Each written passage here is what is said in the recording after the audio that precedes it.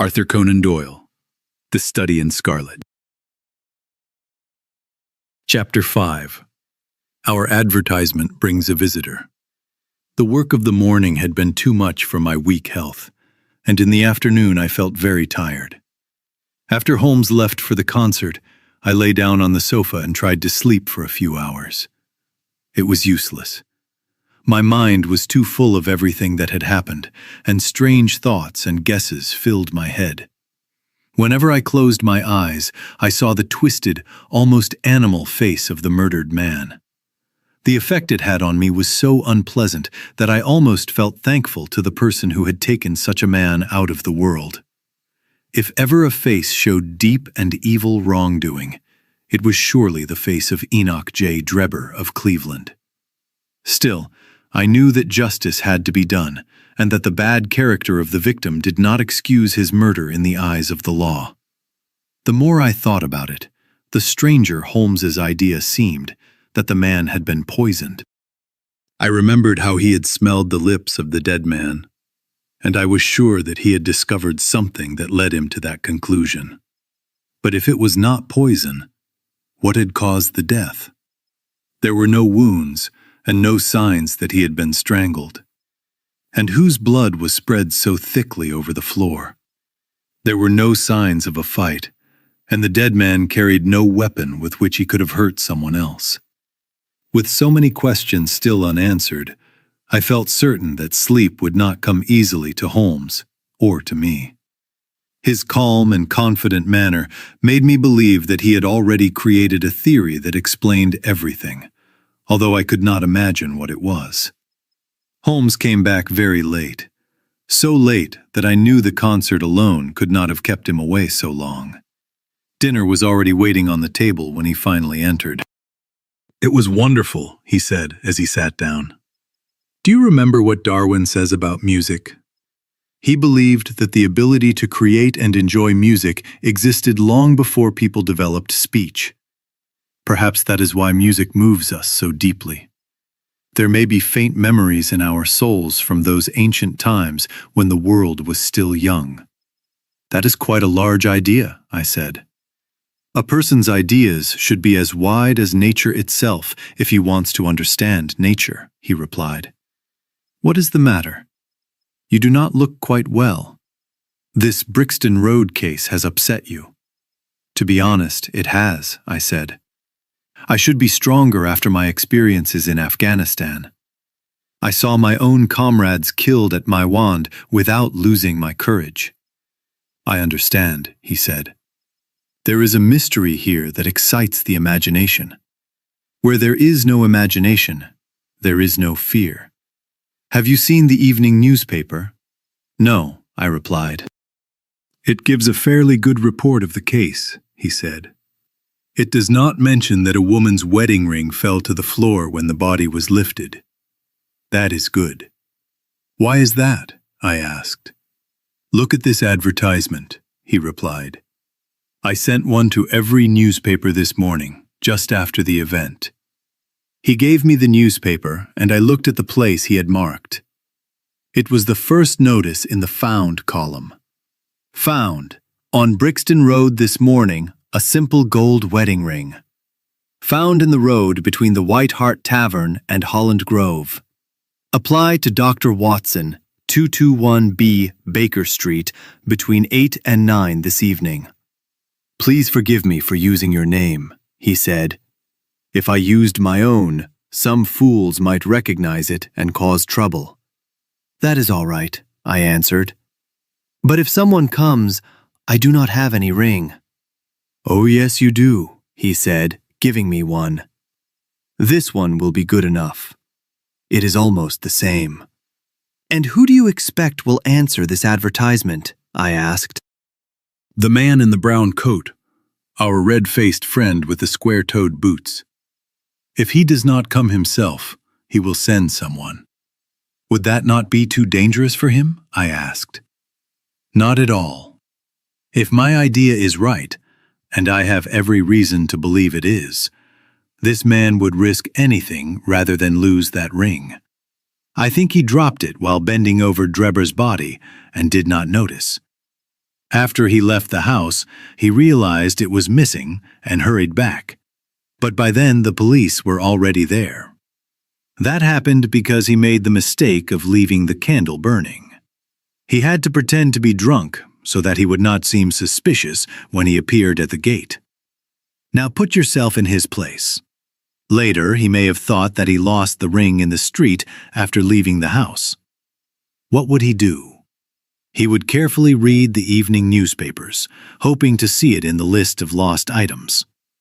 When he saw this advertisement, he would feel very pleased. Why should he think it is a trap? There is no reason for him to connect the ring with the murder. He will come. I am certain of it. You will see him within an hour. And then? I asked. Then you can leave everything to me. Do you have any weapons? I have my old army revolver and some cartridges. You should clean it and load it. He will be a desperate man, and although I intend to surprise him, it is wise to be ready for anything. I went to my bedroom and did as he suggested. When I came back with the pistol, the table had been cleared, and Holmes was playing his violin, lightly moving the bow across the strings. The story becomes more complicated, he said as I entered. I have just received a reply to my telegram to America. My theory is correct. And what is it? I asked eagerly. My violin needs new strings, he said calmly. Put your pistol in your pocket. When the man arrives, speak to him in a normal way. Leave everything else to me. Do not scare him by looking at him too hard. It is 8 o'clock now, I said, looking at my watch. Yes, he will likely arrive in a few minutes. Open the door a little. That is enough. Now place the key on the inside. Thank you. This is an interesting old book that I bought yesterday. De Jure Inter Gentes. It was printed in Latin in the Lowlands in 1642. King Charles still had his head on his shoulders when this small brown book was printed. Who printed it? I asked. Philippe de Croix, whoever he was. On the first page, written in very pale ink, are the words, "From the Library of William White." I wonder who William White was. Probably a serious lawyer from the 17th century. His handwriting looks very formal. Ah, I think our man is arriving. As he spoke, the bell rang loudly. Sherlock Holmes stood up quietly and moved his chair closer to the door. We heard the servant walking along the hall and the sound of the lock as she opened the door. "Does Dr. Watson live here?" asked a clear but slightly rough voice. We could not hear the servant's reply, but the door closed and someone began to walk up the stairs. The footsteps were slow and uncertain. Holmes looked surprised as he listened. The steps came along the corridor, and then there was a soft knock at the door. "Come in," I said. Instead of the strong man we expected, a very old and wrinkled woman entered the room. She seemed confused by the bright light. After making a small curtsy, she stood blinking at us with tired eyes and nervously searched in her pocket with trembling fingers. I glanced at Holmes, and his face showed such disappointment that I almost smiled. The old woman took out an evening newspaper and pointed to our advertisement. "It is this that brought me here, kind gentleman," she said, making another curtsy. "A gold wedding ring found on Brixton Road. It belongs to my daughter Sally. She has been married only a year. Her husband works as a steward on a Union ship, and I cannot imagine what he would say if he came home and saw her without her ring. He has a quick temper even at the best of times, and worse when he has been drinking. If you please, she went to the circus last night with—" "Is this her ring?" I asked. "Thank the Lord," cried the old woman. "Sally will be so pleased tonight. That is the ring." "And what is your address?" I asked, picking up a pencil. "Number 13, Duncan Street, Houndsditch. It is a long way from here." "Brixton Road does not lie between any circus and Houndsditch," said Sherlock Holmes sharply. The old woman turned quickly and looked carefully at him with her small red eyes. "The gentleman asked for my address," she said. "Sally lives in rooms at 3 Mayfield Place, Peckham." "And your name is?" Holmes asked. "My name is Sawyer. Hers is Dennis. Tom Dennis married her. He is a good, clean young man when he is at sea, and one of the best stewards in the company. But when he is on land, with women and public houses—" "Here is your ring, Mrs. Sawyer," I said, following a sign from my companion. "It clearly belongs to your daughter, and I am happy to give it back to its rightful owner." With many broken blessings and thanks, the old woman placed the ring safely in her pocket and slowly went down the stairs.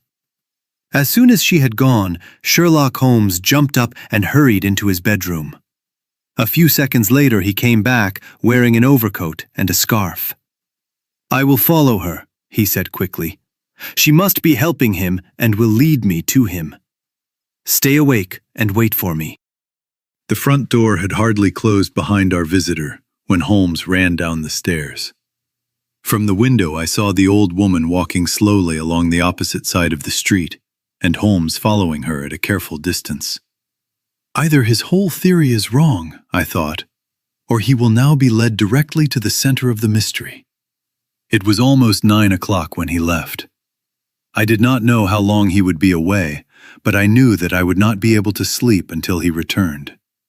I sat quietly, smoking my pipe and turning the pages of La Vie de Bohème by Henri Murger. 10 o'clock passed, and I heard the maid's footsteps as she went to bed. At 11, the heavier steps of the landlady passed my door. It was nearly midnight when I finally heard the clear sound of Holmes's key in the lock. As soon as he entered, I saw from his face that he had not been successful. Amusement and disappointment fought on his face until amusement won, and he burst into laughter. "I would not let the men at Scotland Yard hear about this for anything," he said, dropping into his chair. "I have laughed at them so often that they would never stop making fun of me. Still, I can laugh, because in the end, I know I will be even with them." "So what happened?" I asked. "Oh, I do not mind telling a story where I look foolish," he said. "That person walked only a short distance before she began to limp and act as if her feet hurt. Soon she stopped and called to a passing cab. I stayed close enough to hear the address, although there was no need. She shouted it loudly enough for everyone in the street to hear. 'Drive to 13 Duncan Street, Houndsditch,' she cried. That made it look real, I thought. After she got into the cab, I climbed onto the back, something that every detective should be able to do. Then we drove off, and we did not stop until we reached the street. I jumped down before the cab stopped at the door and walked slowly along the pavement, trying to appear natural. I saw the cab stop. The driver jumped down, opened the door, and waited. But nobody came out.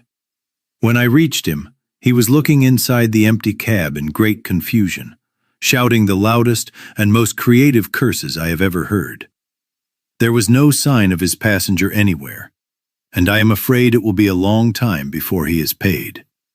When we asked at number 13, we discovered that the house belonged to a respectable paperhanger named Keswick, and that no one named Sawyer or Dennis had ever lived there. "You cannot mean," I cried in surprise, that weak old woman managed to jump out of a moving cab without you or the driver noticing?" "Old woman indeed," said Sherlock Holmes sharply. "We were the fools. It must have been a young man, and a very quick one too, as well as a very good actor. The disguise was excellent. He must have seen that he was being followed and used this trick to escape from me. It also proves that the man we are searching for is not as alone as I believed. He has friends who are ready to take risks for him. Now, Doctor, you look completely exhausted. Take my advice and go to bed." I truly was very tired, so I followed his advice. I left Holmes sitting in front of the fading fire.